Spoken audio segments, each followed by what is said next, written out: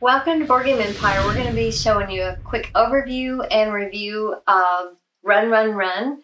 So this is the prototype by 25th Century Games. They currently have it on Kickstarter along with several other games from overseas. This is going to be a reprint of a game that was only available overseas, and it'll now be available through 25th Century Games in the US. So their Kickstarter is on right now. It has, by the time this video posts, right now it has 12 days. It'll probably have like 10 days left by the time this gets posted. So basically, it's the 25th Century Games 2024 import collection. So the highest tier, you could get 11 games, and it's actually reasonable. It was like $160 for 11 games. That's awesome.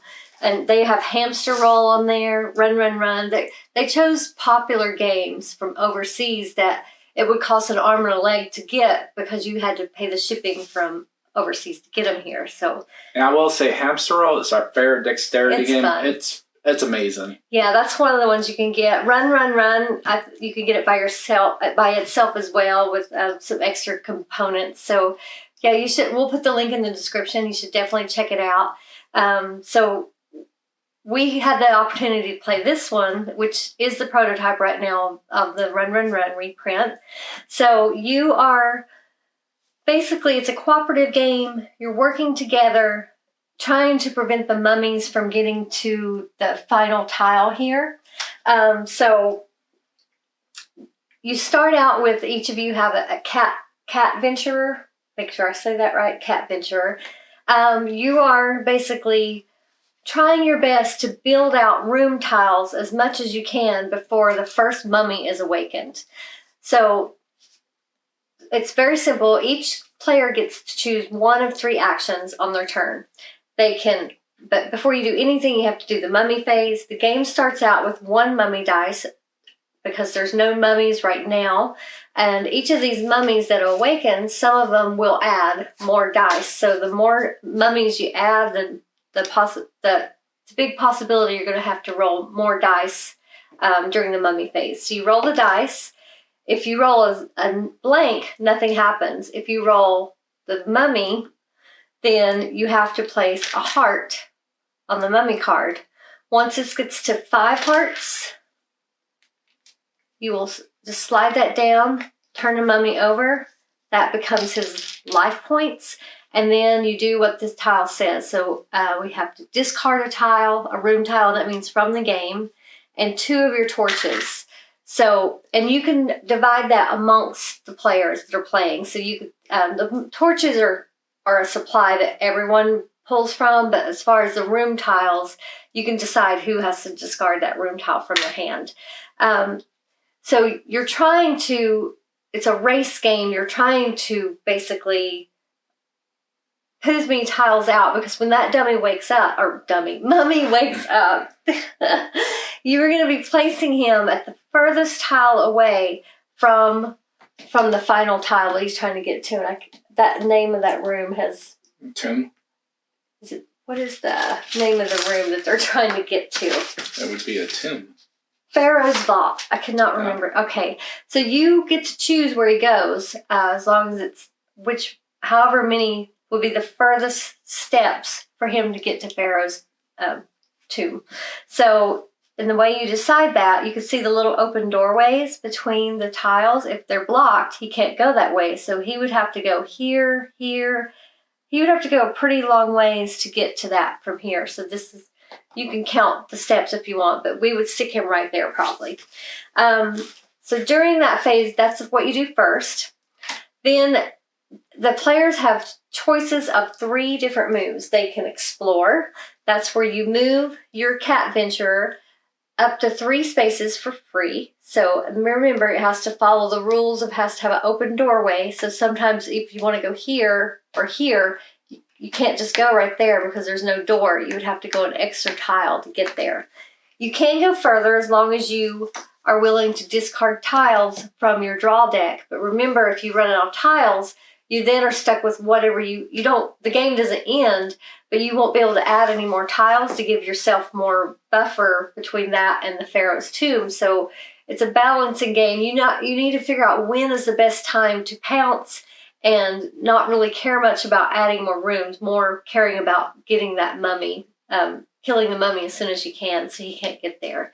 So you can explore. So you move your cat, you can move your cat adventure to the room tile you place.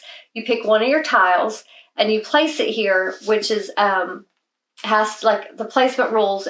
It can't block a doorway. So for this one, see if I get lucky. This one right here, it would go in there because it matches the 2 doors and then the closed off wall right there. And then you would have to be able to move your cat venturer to that tile. That only is 3 right there. I would need to discard 2 tiles to get there. So you have to keep that in mind when you're placing tiles. Are you willing to discard tiles to move it that far, or are you just going to place it closer? There's 3 things that you're trying to kind of get as you're placing these tiles. There's the sarcophagus tiles. When you lay that down, as you can see, they're mostly blocked off, so it's not going to leave you many outways once you place it. You get to draw one of these tokens randomly, and they all give you different benefits to help you out. If you get 3 of a kind, like we have here, the 3 horseshoes, you pull one of the torch tiles, and it'll give you +5 torches to add to your supply. And the torches are very valuable because you have to have them each time you place a room that doesn't have a torch in it. You have to place a torch. If you don't have one to place, you have to put a heart on the next mummy that is up. So there's always a mummy that's going to possibly come out after you awaken the first one. Let's do this. So you're going to continue to put hearts on the next one. You're also looking for 3 different symbols. Nothing. The torches allow you to re-roll. Oh yes, during the attack phase, you can spend 1 torch to reroll 1 dice. You can spend as many as you want, as long as you have dice per torch ratio. The other thing you're looking for, and it's the main, really important component of the game, is placing 3 of the different icons in a triangle. So the gold cross, the horseshoe, and whatever that symbol is, looks like an eye kind of. That would get you the gear, mechanical gear. These kind of work against you, but you have to, for the easy game, which is what we played, you have to unlock 3 of those to awaken the boss mummy, and that's the bigger one, and then he's going to unleash more evilness, and then you're trying to hold him back, and you can put him in any room you want when he comes on, but he moves this particular one moves 1 extra move above whatever the dice roll are. So he's going to be moving pretty fast. So you're going to have to just basically focus on attacking him. And once he's out, no more mummies will awaken. You just need to get rid of the ones you already have and try to keep all of them from getting here. So on your 3rd one, that's when the boss awakens. And they all have bad things. Like this one makes you discard 2 tiles and a heart. You have to add a heart to the mummy. This one makes you add 2 hearts. So they hasten the game more to make it more difficult.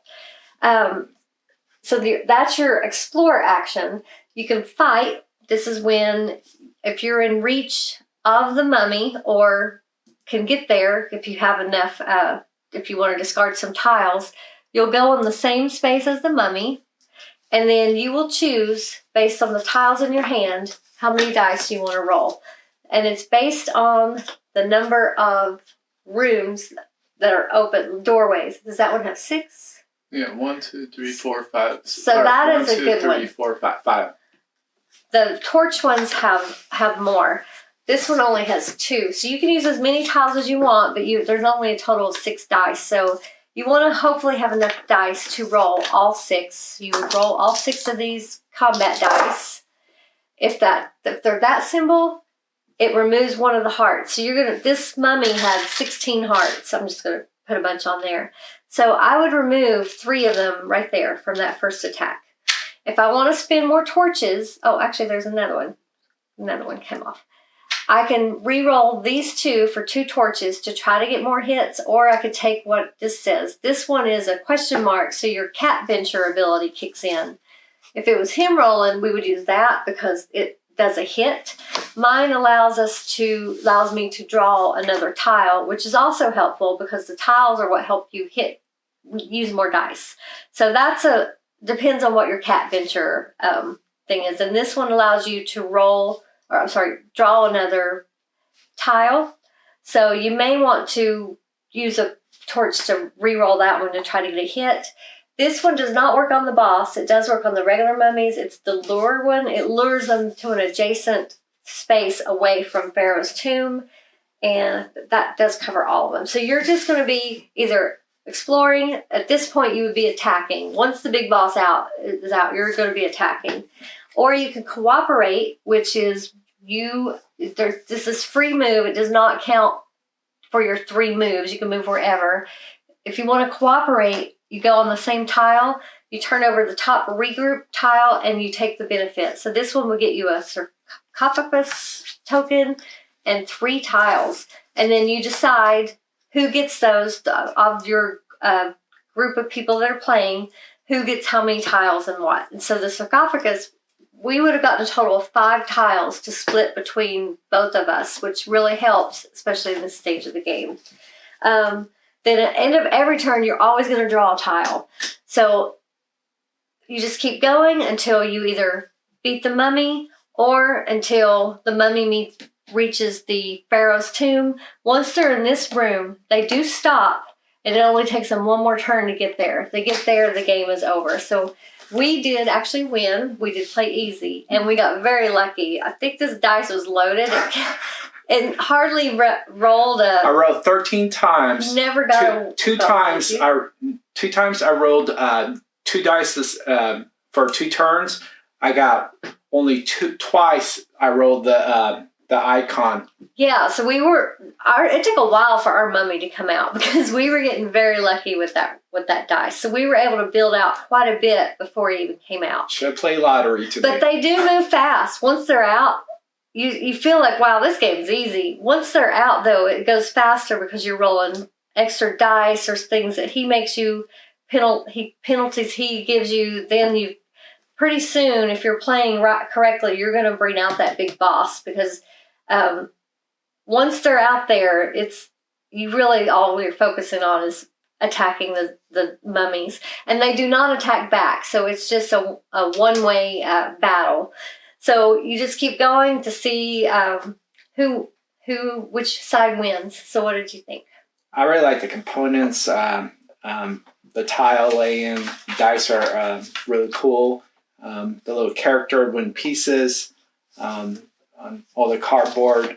And so I also like the variable player powers to each character you choose from. So really cool elements. I can see if this gets really popular, how they will advance. They'll probably make these like hearts, like crystals, and create some of the cool stuff and Etsy and stuff that they'll be able to sell. So I can see this being upgradable. But great component-wise, replayability, high replayability because there's so many different tiles. Also, if they come out with an expansion, there's going to be a lot more.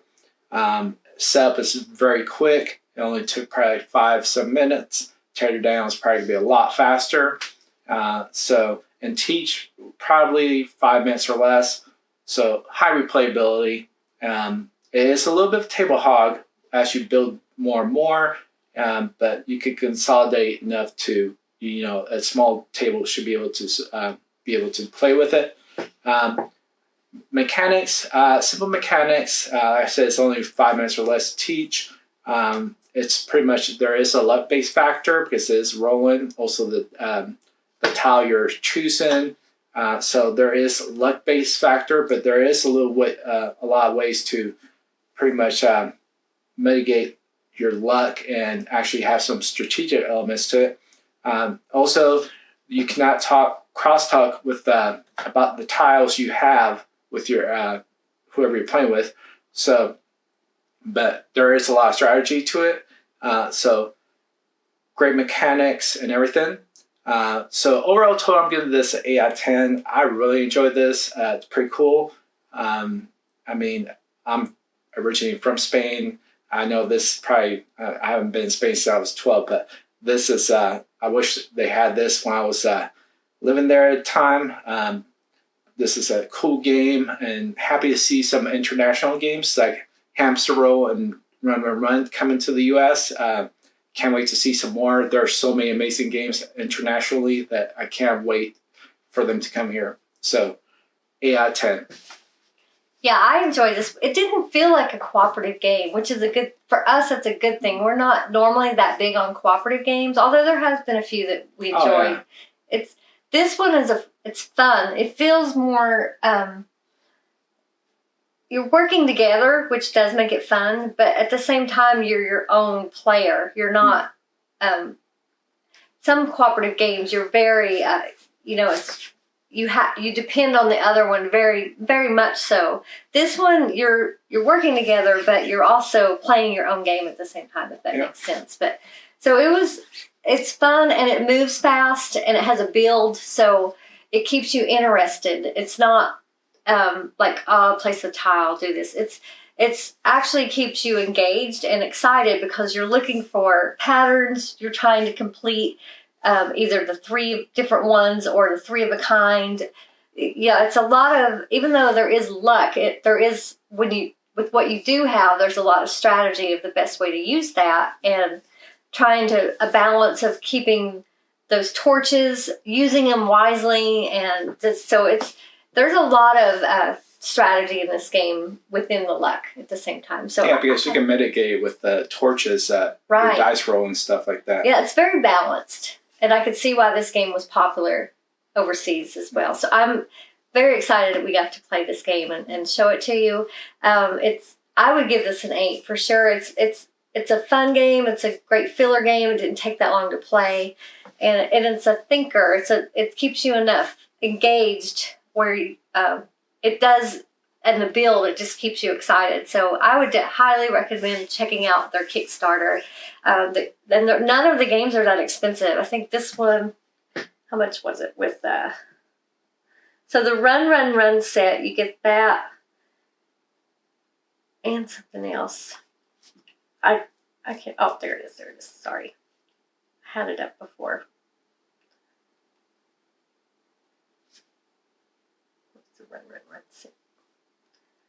It's that with acrylic standees. It's $25, so that's pretty good. I really like the acrylic standees. Yeah. I think they look awesome. And that's just one of the pledges. There's the Hamster Roll one. Then of course there's the one with all the games. There's another one that has 5 other games. So there's a lot to choose from on there, and it seems like it's a very affordable way to get it. I'm impressed that they were able to keep the pricing down. So, and the thing is too, with 25th Century Games, you know that all their games are family friendly and easy to teach. They're not complex, and so they're really it's an easy. Pretty much, you could play it with anyone. Yeah, we've liked I say majority of their games. Yeah.